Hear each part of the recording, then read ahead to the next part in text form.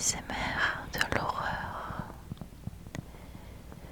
Mais cette fois, j'ai décidé de changer le format. Une sorte de test, si vous voulez, puisque certains d'entre vous ont souligné le manque de déclencheurs lors de ces vidéos. Malheureusement, j'ai tenté de filmer une vidéo ASMR de l'horreur tout en utilisant des déclencheurs, mais le résultat ne m'a pas convaincu. J'ai eu beaucoup de mal à allier l'histoire et les déclencheurs en même temps. Donc je me suis tout simplement dit que peut-être je pouvais vous proposer en visuel les déclencheurs et en voix off l'histoire de Jeffrey Dahmer. Jeffrey Dahmer est né le 21 mai 1960 à Milwaukee, dans l'état du Wisconsin,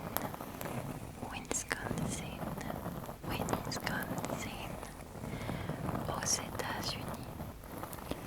Son père était Lionel Herbert Dahmer et travaillait en tant que chimiste. Sa mère, Joyce Annette Flint, était mère au foyer. Il avait également un petit frère, David, 7 ans plus jeune que lui. Lors de sa grossesse avec Jeffrey, Joyce devient dépressive. Lorsque le petit garçon atteint l'âge de 8 ans, la famille déménage à Beth, dans l'état de l'Ohio. Entre l'âge de 10 ans et 15 ans, il entretient très peu de relations sociales, étant un enfant timide et très réservé. À cette même époque, il tourne autour de son voisinage à la recherche d'animaux morts. Il les ramène chez lui pour les disséquer, ou alors il les cloue à des troncs d'arbres. Une fois, il ira même jusqu'à emballer une tête de chien à une branche. Il commence à boire dès l'adolescence. Il a toujours sur lui une flasque et devient alcoolique à l'université. C'est en 1977 que ses parents divorcent. Comme il se fait renvoyer de l'université pour cause de son alcoolisme, son père le force à s'engager dans l'armée. Au début, tout se passe bien, mais il se fait renvoyer encore une fois à cause de son alcoolisme. En 1982, il emménage avec sa grand-mère à West Allis, où il vit pendant 6 ans. Durant cette période, il adopte un comportement de plus en plus étrange. Sa grand-mère découvre un jour un 357 Magnum, une arme à feu, sous son lit. Des odeurs nauséabondes émanent de la cave. Lorsque sa grand-mère lui demande des explications, Jeffrey explique qu'il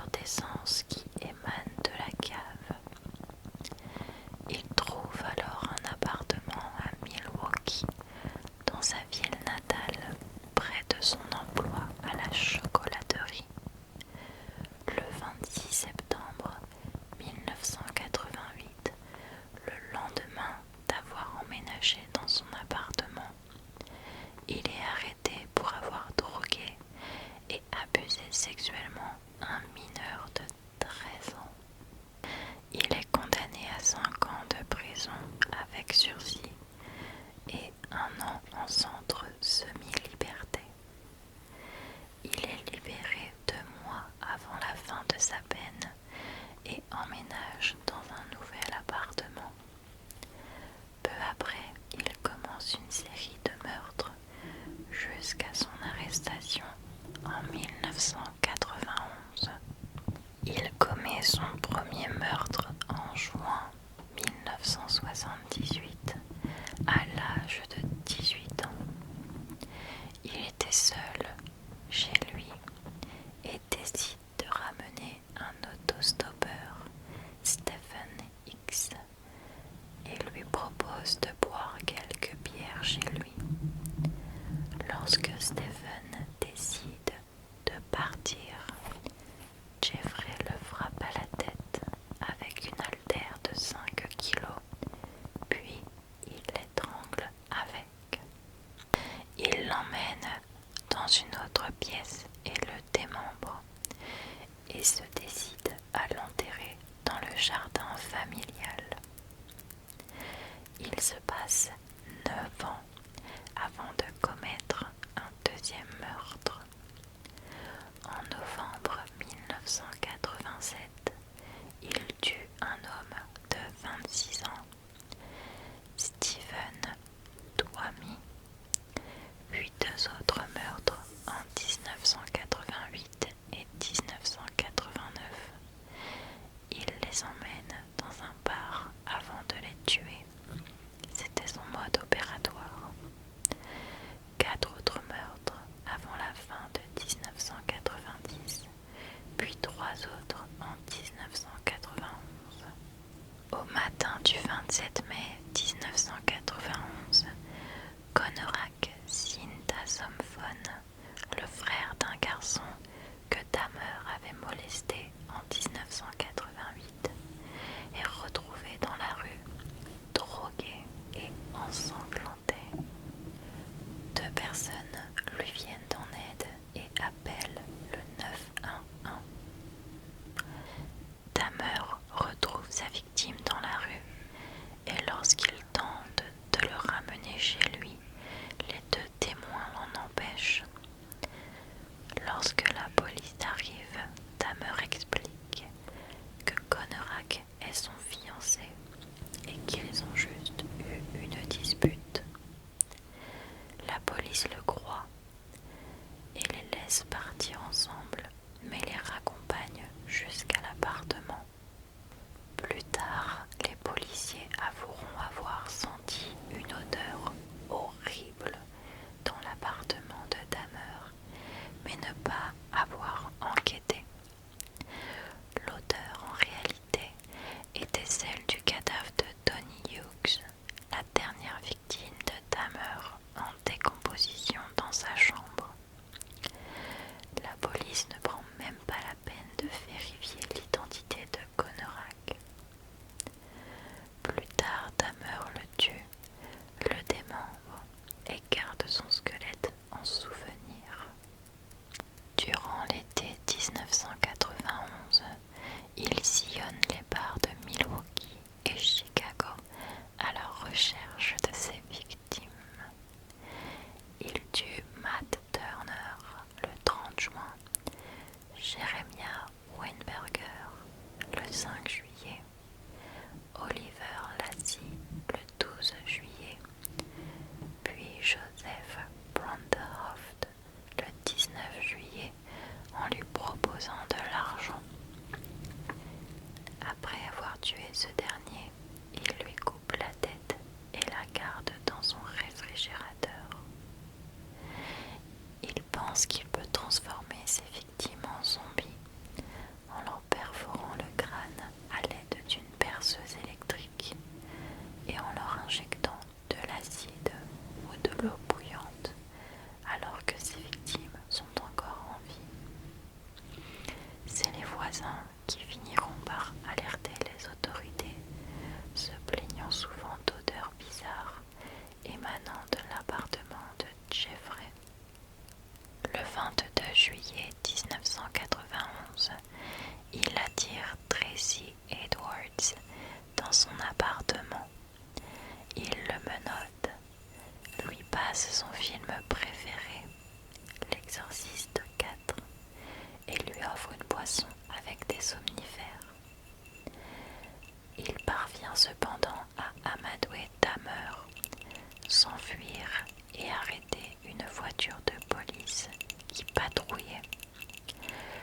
patrouille qui arrive en renfort fait les plus macabres découvertes. Des têtes, des morceaux humains dans son réfrigérateur, un cœur dans son congélateur, des squelettes littéralement dans son placard et 3 torses humains dans un tonneau rongé par l'acide, ainsi que des crânes dans le tiroir de la cuisine. Dahmer a conservé une partie de chacune de ses victimes afin de toujours les avoir près de lui. L'odeur venant de l'appartement était infâme. Beaucoup de policiers ont dû ressortir à la vue de certains morceaux humains pris au cœur par l'odeur de décomposition de chair avec l'acide. En 1992, Dahmer est condamné à 957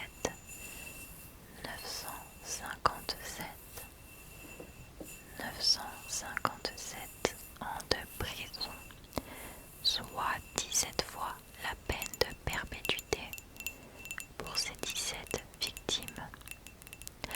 Il est attaqué 2 fois en prison.